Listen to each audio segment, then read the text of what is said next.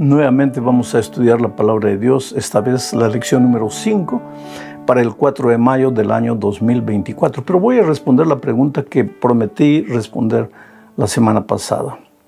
¿Por qué tengo que orar por otra persona? Mira, por ejemplo, ¿por qué tengo que orar por mi hijo? Vamos a suponer que él no quiere saber nada de Dios, está metido en las drogas, vive una vida promiscua y se ríe de Dios, no quiere saber nada con Dios. ¿Por qué tengo que orar por esa persona? ¿Va a ayudar mi oración a esa persona? Si él no quiere nada.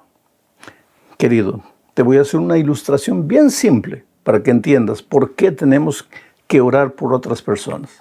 Cuando tú te arrodillas para orar, por ejemplo, por tu hijo que no quiere saber nada del Evangelio, si Dios trabaja en el corazón de tu hijo, el diablo es astuto. Lógicamente que el diablo va a pensar lo siguiente: oh Dios, ¿por qué tu Espíritu Santo está molestando a este muchacho si él no quiere saber nada de ti? Él te ha pedido alguna cosa, porque tú no dices que has dado libertad a todo el mundo. Pues él está usando su libertad, está caminando por donde quiere, usando su libertad. Y ahora, ¿por qué tu Espíritu Santo lo está perturbando? Lo está siguiendo, le está hablando. Déjalo tranquilo. Pero entonces tú le das un argumento a Dios, porque Dios puede responder tranquilamente de la siguiente manera: está bien, ese joven no quiere saber nada de mí, él no me está pidiendo nada a mí, y yo no le estoy respondiendo la oración a él, porque él nada está pidiendo. Yo le estoy respondiendo la oración a su Padre, que clama a mí, que me suplica, y yo estoy atendiendo la oración de él, tocando el corazón del Hijo.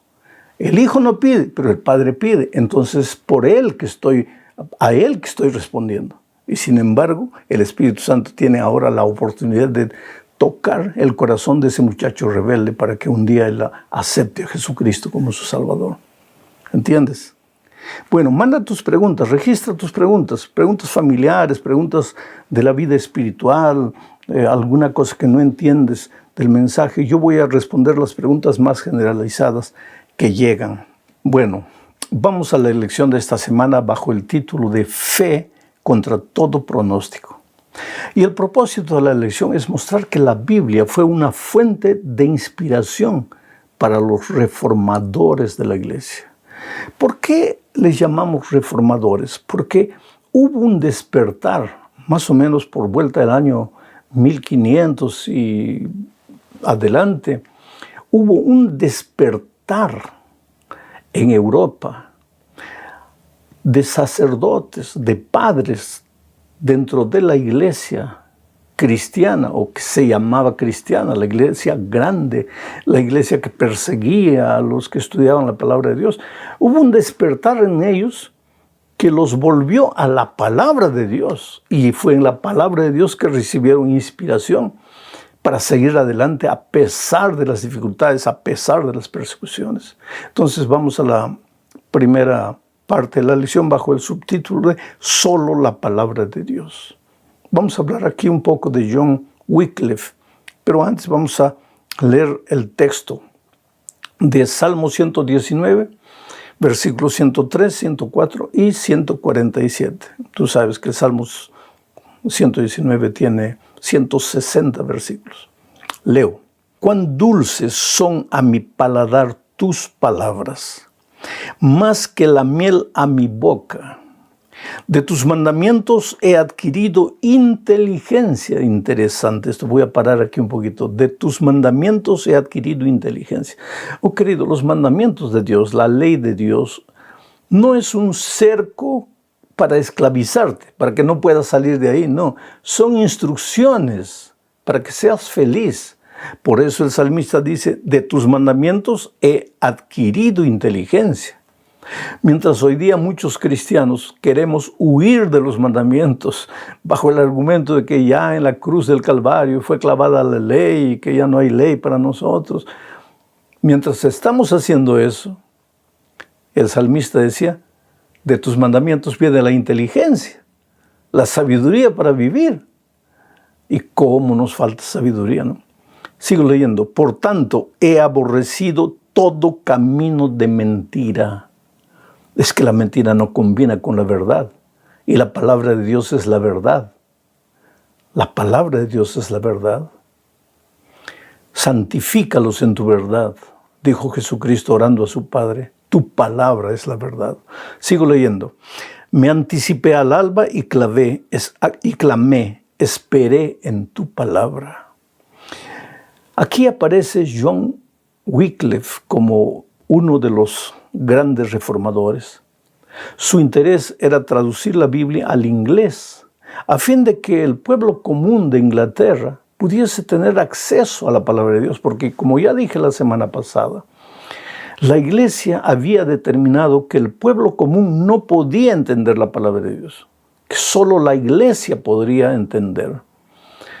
Entonces, bajo ese argumento, la iglesia colocaba las tradiciones humanas a la altura de los principios bíblicos.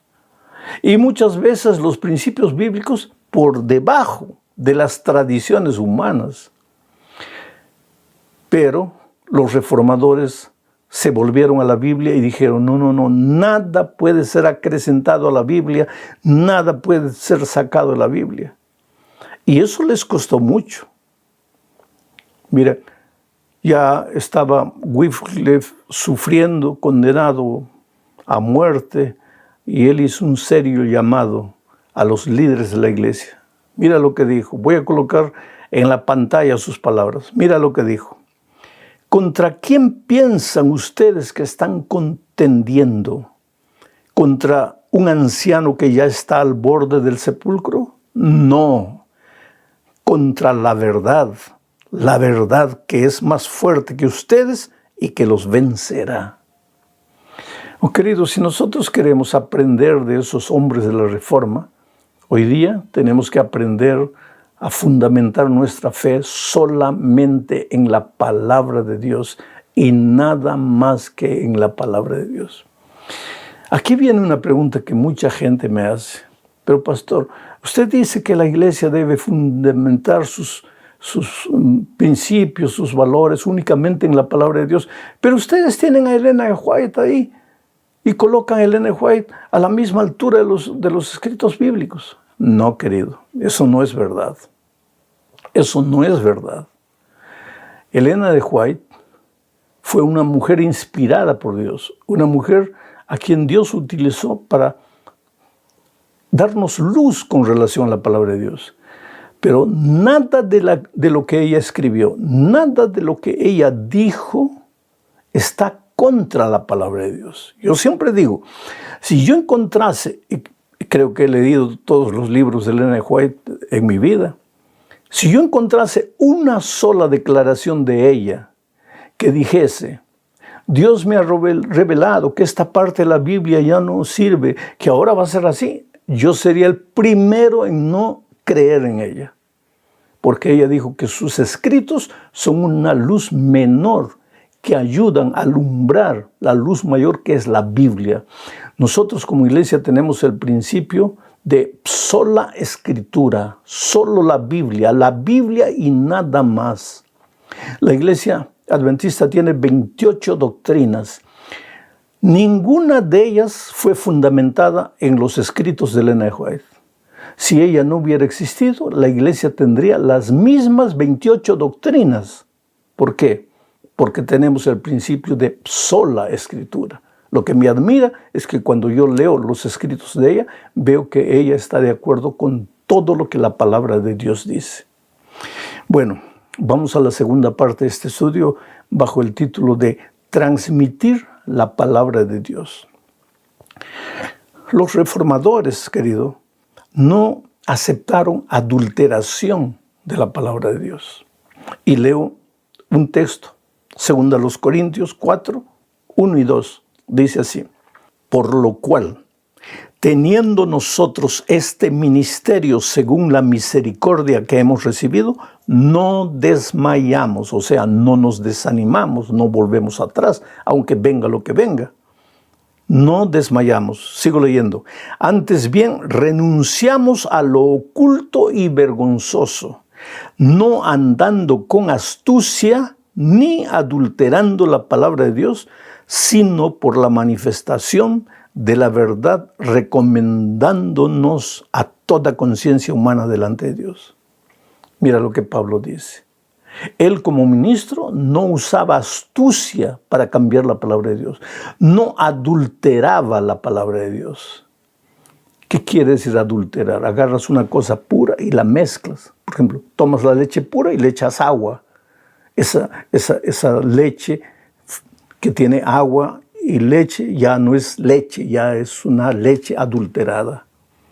Nosotros los cristianos tenemos el deber de estudiar la palabra de Dios y no echarle agua, no echarle tradiciones humanas, no echarle conceptos humanos. No, pero la Santa Madre Iglesia lo dice. Querido, cuando un líder de iglesia o un grupo de líderes de la iglesia toma la Biblia y dice, esto ya no vale porque ahora la iglesia determina que sea así, no podemos acreditar que esa sea la iglesia de Dios. Porque la iglesia de Dios tiene como característica el seguir las instrucciones divinas registradas en la palabra de Dios, transmitirlas con honestidad, con pureza, sin ningún tipo de adulteración. Uno de los hombres que hacía eso se llamó William Tyndale. Mira, este hombre era inglés y su mayor deseo era traducir la Biblia al inglés. Inclusive como fruto del trabajo de él, tenemos hoy día en inglés la versión King James, fruto del trabajo de este hombre. Él tomó la traducción de Wycliffe, la trató de mejorar, de depurar, de arreglar, porque en traducción siempre hay errores. Él colaboró mucho con la Biblia que hoy es llamada la King James en inglés. Interesante que las últimas palabras de Wycliffe antes de morir, también perseguido, fueron las siguientes. Voy a colocar ahí en la tela las palabras de él. Señor, abre los ojos del rey de Inglaterra. ¿Por qué? Porque el rey no aceptaba el trabajo que él hacía. Por eso lo condenó a muerte.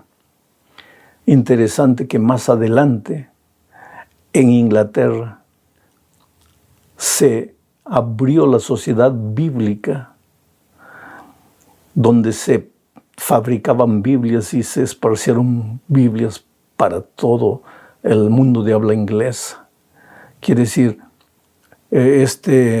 Tyndale fue un hombre fiel a Dios, un siervo honesto, un siervo que no adulteró la palabra de Dios, y un hombre que, aunque murió y no vio los resultados, hoy día nosotros podemos comprobar el trabajo extraordinario que este hombre realizó.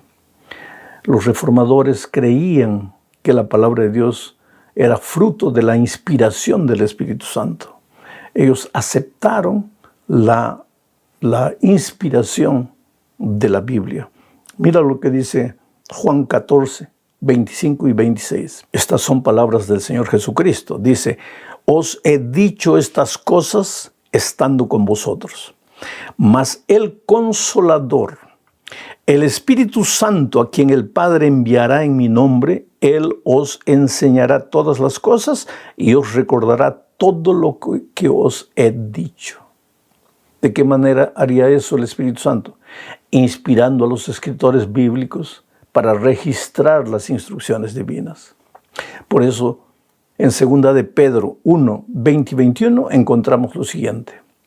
Entendiendo primero esto, que ninguna profecía de las Escrituras es de interpretación privada, porque nunca la profecía fue traída por voluntad humana, sino que los santos hombres de Dios hablaron siendo inspirados por el Espíritu Santo.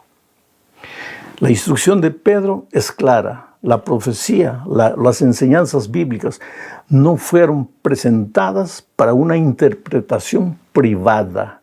Es decir, tú no puedes decir, esto es lo que me parece a mí y no me importa lo que los otros digan. No. Tú no puedes tomar la Biblia y cambiarla a tu voluntad. Tú tienes que respetar lo que la palabra de Dios dice. Si dice que es blanco, pues es blanco. Si dice que es rojo.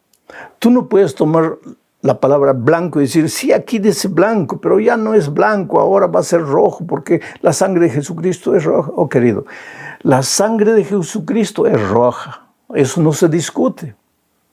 Pero aquí está escrito blanco. Y si dice blanco, pues es blanco. Si dice sábado, es sábado, no es domingo, no es lunes, no es martes. Es tan simple seguir las instrucciones divinas, pero el ser humano toma la palabra de Dios y la modifica, la cambia, la interpreta. No, aquí dice así, pero no debe decir de otra manera. En fin, entonces pues va a haber una confusión entre los pretensos hijos de Dios, entre los que se dicen ser discípulos del Señor Jesús. Si somos discípulos de Jesús, debemos hacer lo que Él hizo, caminar por donde Él caminó, respetar lo que Él dejó escrito para nosotros hoy. Vamos a la cuarta parte de este estudio. Solo Cristo, solo por gracia.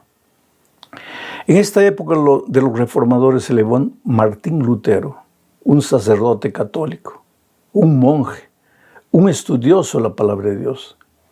Él estaba un día subiendo las escaleras de la capilla, sus rodillas sangraban, estaba subiendo de rodillas las gradas. ¿Por qué? Porque creía en la penitencia, estaba haciendo algo para salvarse. Él creía que cuanto más sufría, más salvo podría ser, porque eso es lo que había aprendido. Pero de repente se acordó de lo que leyó en el libro de Romanos. El justo por la fe vivirá. Y a partir de ahí, él abrió sus ojos y su mente a la palabra de Dios y estudió la Biblia y descubrió que muchas de las cosas que la iglesia enseñaba no tenían fundamento bíblico, tenían fundamento en las tradiciones humanas, pero no en la palabra de Dios.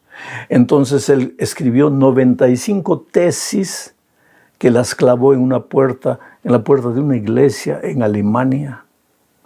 Y ahí pues él comenzó a ser perseguido. Fue declarado hereje. Pero el fundamento de sus convicciones era la palabra de Dios. Y él creía que la palabra de Dios había sido inspirada por Dios. Otra de las cosas que él descubrió en la palabra de Dios es este principio de solo por gracia. No somos salvos por nuestras buenas obras. Las buenas obras tienen un lugar en la vida cristiana, pero no es para salvación. Tú no eres salvo porque devuelves tu diezmo, porque das ofrendas, porque te portas bien, porque guardas el sábado, porque cumples esto, porque cumples aquello, porque no comes carne. Porque tú no te salvas por eso. Todo eso tiene lugar en la vida de un cristiano. Pero somos salvos únicamente por la gracia de Jesucristo. Mira lo que dice Efesios 2, 8 y 9. Porque por gracia sois salvos, por medio de la fe. Y esto no de vosotros, pues es don de Dios. No por obras, para que nadie se gloríe. No por obras. Martín Lutero y los reformadores protestantes descubrieron que Jesús y solamente Jesús era la fuente de su salvación. Entonces Lutero comenzó a predicar el mensaje de la gracia salvífica de Jesucristo. Y las multitudes acudían en masa a escuchar los mensajes de Martín Lutero. Sus palabras eran como un sorbo de agua fresca en medio del desierto estéril. La gente estaba encadenada a las tradiciones de la iglesia y sometida a rituales vacíos. Y cuando escuchaban la predicación de que somos salvos por la gracia, era como si las cadenas que los amarraban fuesen rotas y se sentían libres por el evangelio maravilloso del Señor Jesucristo. Bueno, vamos a la última parte de este estudio, bajo el subtítulo de la obediencia, el fruto de la fe. No somos salvos por obras, somos salvos únicamente por gracia. Pero mira lo que dice el propio apóstol Pablo en Efesios 2:10. En los versículos 8 y 9 dice que no somos salvos por obras, solo por la fe. ¿Y por qué no somos salvos por obras? Para que nadie se gloríe.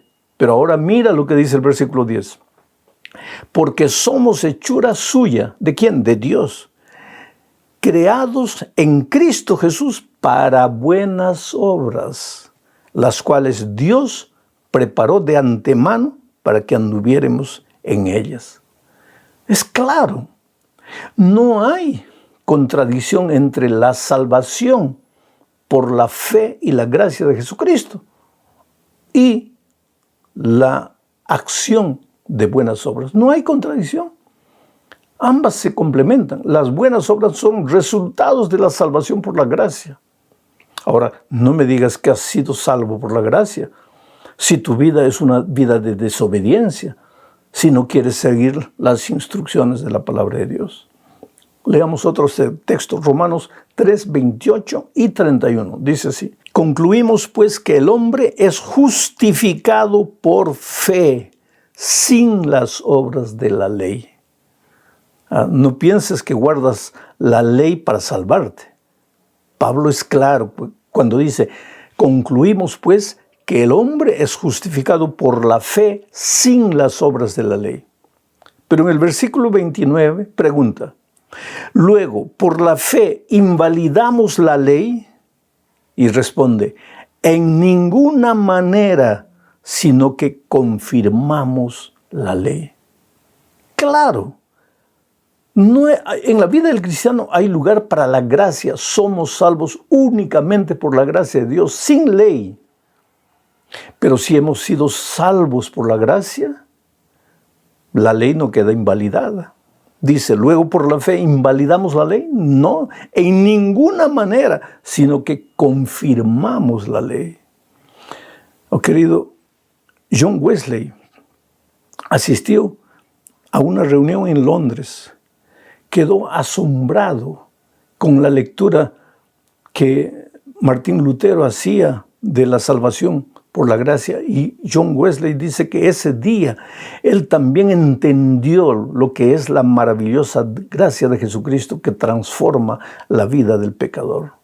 Él dice, voy a colocar aquí en la tela las palabras de John Wesley.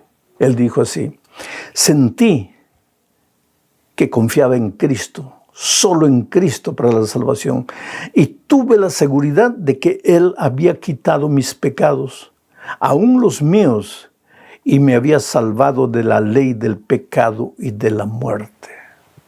Oh, querido, el Señor Jesucristo, con su gracia maravillosa, nos libra de la condenación de la ley. Porque la ley condena, pero no condena a la persona justa, no condena al salvado por gracia. La ley condena, pero condena al pecador. Un ejemplo, la ley del tránsito. Si yo respeto las leyes de tránsito, si paro en la luz roja, ¿la ley de tránsito me va a condenar? Absolutamente. Pero si me paso la ley, me paso el semáforo, el policía me para y me va a condenar. O sea, la ley de la condenación o la condenación de la ley es para los desobedientes. No es para los que han sido salvos por gracia y caminan en las instrucciones divinas.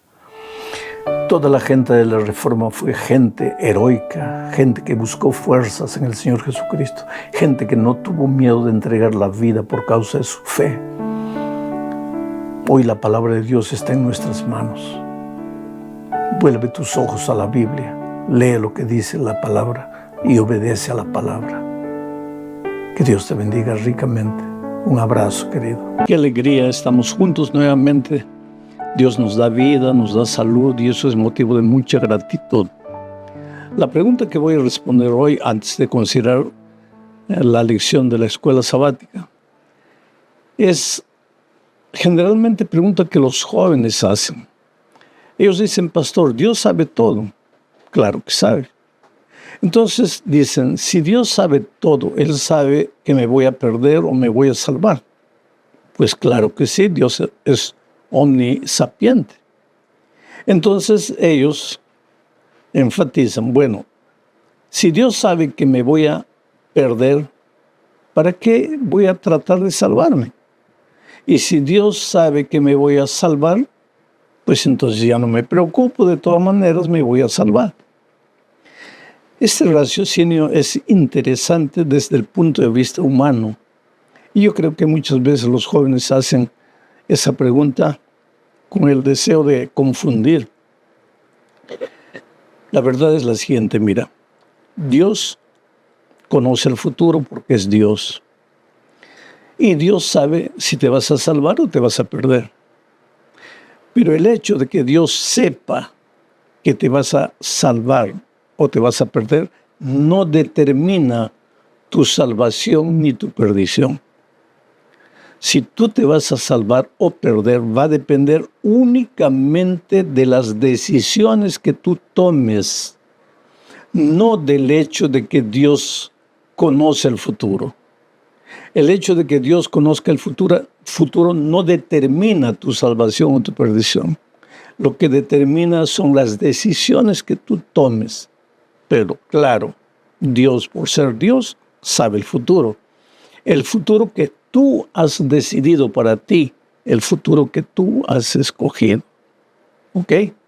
Muy bien, vamos a la lección número 6 para el 11 de mayo del año 2024. El título de la lección, Los dos testigos. El propósito de la lección de esta semana es mostrar que aunque el diablo ha atacado a la palabra de Dios, ha atacado a la Biblia, ha atacado al propio Dios y ha atacado al pueblo de Dios, y aunque su ataque contra la Biblia ha sido de dos maneras, queriendo tergiversarla, distorcerla, o entonces cuando ese estratagema no le dio cierto, persiguiéndola, destruyéndola, a pesar de esos ataques del enemigo, la Biblia continúa firme porque es la palabra de Dios. Y el profeta dice, la hierba se seca, la flor se marchita, pero la palabra de Dios permanece para siempre. Bueno, vamos a estudiar en esta oportunidad la primera parte de la lección bajo el subtítulo de Dos testigos. Aquí vamos a encontrar una profecía que anunciaba el intento del diablo para destruir la Biblia, para acabar con la palabra de Dios. Para esto voy a leer Apocalipsis capítulo 11, versículos 3 y 4. Dice así: y daré a mis dos testigos que profeticen por 1260 días, vestidos de cilicio. Estos testigos son los dos olivos y los dos candeleros que están en pie delante del Dios de la tierra. Para empezar, necesitamos hacer una pregunta. ¿Quiénes son estos dos testigos? Testigos.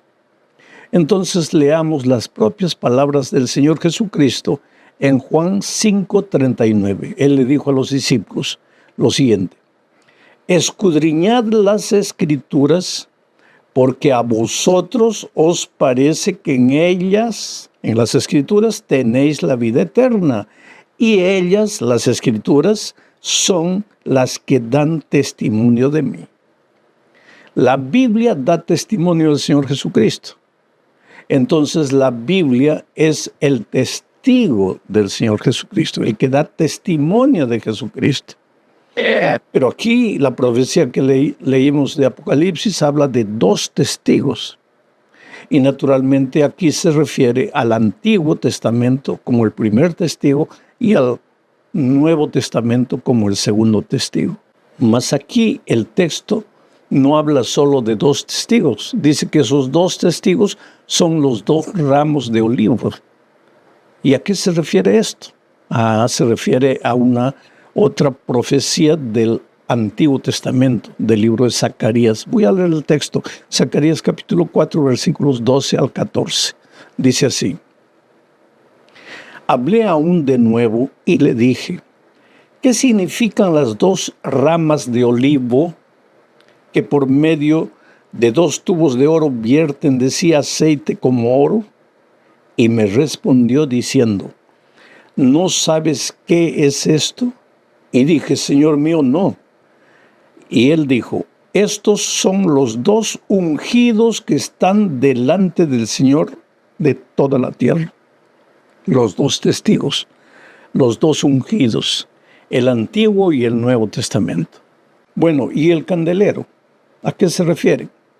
Vamos a leer 2 de Pedro 1, 19. Dice así: y así tenemos la palabra profética más segura. Está hablando de la Biblia, de las Escrituras. Así tenemos la palabra profética más segura, a la cual hacéis bien en prestar atención como a una lámpara que brilla en el lugar oscuro, hasta que el día despunte y el lucero de la mañana aparezca en vuestros corazones. El candelero, la lámpara, también es la palabra de Dios. ¿Y por qué en Apocalipsis dice que son 2 lámparas, Antiguo y Nuevo Testamento? ¿Recuerdas que David en el Salmo 119, 105 dice, lámpara es a mis pies tu palabra? Oh, querido, la Biblia, Antiguo y Nuevo Testamento, son los testigos, son las 2 ramas de olivo, son los 2 candeleros. Es la lámpara que alumbra para no tropezar. Ahora, la profecía que leímos de Apocalipsis dice que estos 2 testigos, las 2 lámparas, la palabra de Dios, la antorcha, profetizaron vestidos de silicio, o sea, con dificultad. Tuvieron mucho problema para cumplir su misión durante 1260 años. Vamos ahora a la segunda parte. Aquí se empieza a hablar de periodos proféticos. Y aquí vamos a ver lo que sucedió con estos 2 testigos a lo largo de la historia. Apocalipsis 11:3, mira lo que dice. Y daré a mis 2 testigos que profeticen por 1260 días vestido de silicio. Vestido de silicio, con dificultades, con problemas. Los testigos no podían cumplir su misión. Había muchos problemas, mucha presión. Durante 1260 días. ¿A qué se refiere esto? Querido, ya dijimos la lección de la semana pasada, que en profecía un día simboliza un año. Y 1260 días se refiere a 1260 años. Y la semana pasada también vimos que esta profecía se repite de 3 maneras en la Biblia. Como 1260 años, como 42 meses y como tiempo y tiempos y la mitad de un tiempo. Estas profecías todas hablan del mismo periodo de tiempo, 1260 años, que ya vimos también la semana pasada, van del año 538 al año 1798, 1260 años. El periodo del oscurantismo, el periodo en que la propia iglesia que se llamaba cristiana, o que se hacía llamar cristiana, o que quería que la llamasen cristiana, persiguió a todo aquel que estudiaba la Biblia y escondió la Biblia bajo el argumento de que el pueblo no podría entender la Biblia y que los únicos que podían entender la Biblia eran los líderes de la iglesia. De tal manera que esos líderes agarraron las tradiciones humanas y comenzaron a sustituir la palabra de Dios por las tradiciones humanas. Esa persecución empezó al año 538 y terminó en 1798, cuando esta iglesia perdió poder, perdió fuerza, cuando el general Berthier prendió al líder religioso y lo llevó cautivo. Y entonces acabó el poder de persecución, el poder político que esta iglesia tenía. Pero lo interesante y lo impresionante es que todo esto estaba profetizado. Los dos testigos, la palabra de Dios, el Antiguo y el Nuevo Testamento, cumplirían su misión bajo presión, bajo dificultades, bajo persecución. Pero sigue diciendo más la profecía, y voy a leer, estamos entrando ahora a la tercera parte. Los dos testigos son asesinados. ¿Qué? ¿Cómo es que la Biblia fue asesinada? ¿Qué pasó? ¿De qué manera? Vamos a leer lo que dice Apocalipsis capítulo 11, versículos 7, 8 y 9. Mira, voy a leer. Cuando hayan acabado su testimonio, la bestia que sube del abismo hará guerra contra ellos y los vencerá y los matará.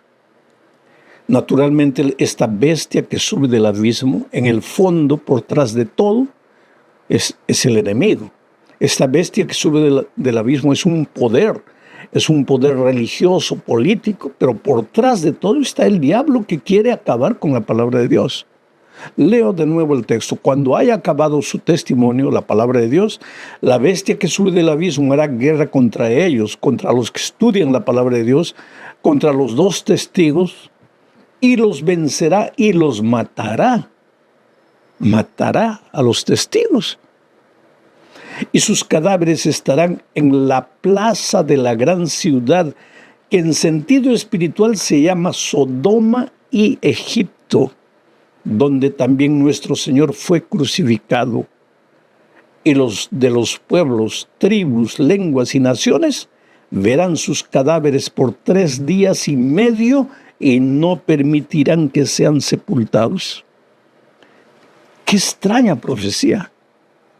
Pero si revisamos la historia, la profecía es el anuncio de la historia y la historia explica la profecía. Porque aquí dice que el enemigo se levantará, porque durante 1260 años trató de destruirla y no pudo. Ahora se levanta con furia y la profecía dice que mata a los dos testigos.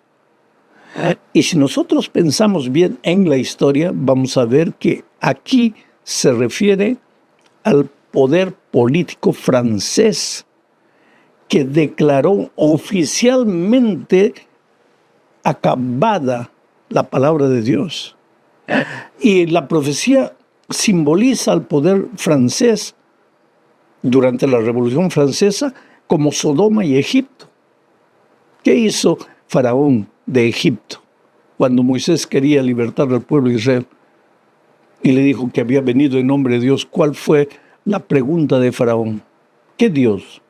Yo no reconozco a ningún Dios. Yo no tengo ningún Dios. Para mí no hay Dios. Lo mismo sucedió con los franceses en la Revolución Francesa. ¿De qué Dios me hablan? No existe Dios. Y si no existe Dios, este libro no puede ser la palabra de Dios. ¿Sabes qué? Francia decretó banir completamente la palabra de Dios, quemar en plaza pública miles y miles de ejemplares de la Biblia. Hicieron una procesión por las calles de Francia a la diosa de la razón, bajo el argumento de que la palabra de Dios atentaba contra la razón y que no había más lugar para religión, para creer en Dios, para palabra de Dios, y que la razón debería ser idolatrada como si fuera una diosa. Y hay una cosa interesante. El 26 de noviembre del año 1793, se decretó en París la abolición de la religión y de la Biblia en 1793, el 26 de noviembre. Pero sucede que 3 años y medio después, el 17 de junio del año 1797, cuando el gobierno francés eliminó esas leyes restrictivas de la religión. Y la profecía decía que la palabra de Dios estaría como muerta durante 3 años y medio. 3 días y medio, que en profecías son 3 años y medio. Justamente el tiempo de estos 3 años en que Francia decretó prohibida la religión. Y al final, el 17 de junio de 1797, el propio Congreso de ellos acabó con esta ley y se permitió de nuevo la religión. La profecía se cumplió al pie de la letra. Vamos a la cuarta parte de este estudio. Los 2 testigos resucitan. Leo ahora Apocalipsis 11:11. Pero después de 3 días y medio, entró en ellos el espíritu de vida enviado por Dios, y se levantaron sobre sus pies, los 2 testigos, ¿no? Y cayó gran temor sobre los que los vieron. Es interesante que después de ese periodo, querido, la Biblia comenzó a publicarse en diferentes lugares. William Carey, un misionero, viajó a la India y tradujo la Biblia para diferentes dialectos de la India. En cierta ocasión, el incrédulo Voltaire, francés, dijo con arrogancia lo que les voy a leer y que está apareciendo ahí en la pantalla. Él dijo: estoy cansado de oír de continuo que 12 hombres establecieron la religión cristiana. Yo he de probar que un solo hombre basta para destruirla. Eso es lo que dijo Voltaire. Pero, ¿sabes? A su muerte, la casa que Voltaire tenía en Ginebra, porque él tenía 2 casas, una en Francia y otra en Ginebra, en Suiza, la casa de él en Ginebra fue comprada por la Sociedad Bíblica y fue usada como depósitos de Biblias, de miles de Biblias para ser exportadas a otros países. Ese hombre que dijo que si 12 hombres fundaron la religión cristiana, yo voy a probar que yo solito voy a acabar con todo. Ese hombre, la casa de él, a la muerte de él, sirvió como depósito de Biblias. Porque la profecía decía que los 2 testigos iban a resucitar más vivificados. Y queridos, hoy la Biblia se ha esparcido por el mundo entero. La Biblia es el libro más traducido al mayor número de idiomas y dialectos del mundo. No hay ningún libro que se acerque siquiera a la cantidad de idiomas y dialectos a los que la Biblia fue traducida. Hoy Dios tiene un pueblo en esta tierra para proclamar la Biblia. Mira, en el gran conflicto entre Cristo y Satanás, el diablo trató de incluir las tradiciones humanas en la palabra de Dios para lentamente sacar la palabra de Dios y quedarse con las tradiciones humanas. Pero hubo un remanente fiel que siempre se permaneció fiel a lo que Dios decía en su palabra. Cuando el diablo no pudo usar la seducción para engañar, entonces usó la fuerza. El pueblo de Dios fue perseguido, la Biblia fue quemada en plaza pública, y sin embargo, de acuerdo a la profecía, aunque parecía muerta, resucitaría. Y hoy la palabra de Dios está siendo esparcida por todo el mundo. No hay hotel en los Estados Unidos, especialmente a donde yo llegue, que no encuentre una Biblia ahí en la mesa de noche. En todos los hoteles hay gente que ha tomado como su misión esparcir la palabra de Dios por todo lado. Por eso, querido, la norma de tu fe debe ser la palabra de Dios. El fundamento de tu fe, la palabra de Dios. ¿Por qué? Porque la palabra de Dios da testimonio del Señor Jesucristo. Cuando tú vas a la Biblia, vas a encontrar al Señor Jesucristo diciendo que te ama y que aunque tú te perdiste por voluntad propia, Él hizo todo para salvarte. ¿Por qué? Porque tú eres precioso a los ojos de Dios. Tú vales mucho más de lo que imaginas. Aunque la vida te golpee, aunque las circunstancias sean difíciles, tú eres precioso a los hijos de Dios, a los ojos de Dios. No te olvides de eso. Un abrazo.